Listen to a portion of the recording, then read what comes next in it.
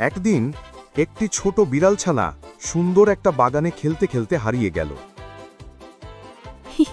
এই গাছটা কত সুন্দর দেখতে। ওয়াও, ওটা আবার কি ঘাস?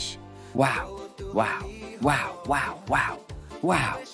আরে, এ আমি কোথায় এলাম? এটা তো আমার বাড়ি না।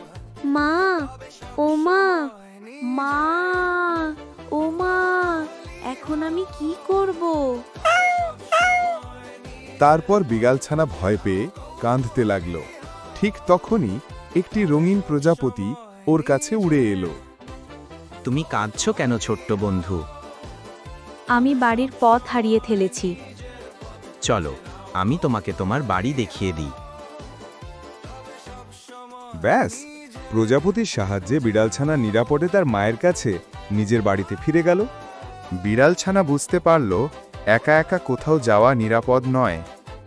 এই কাহিনী থেকে আমরা শিখলাম, কৌতূহলী হও, তবে সবসময় নিজের পথ খুঁজে নাও।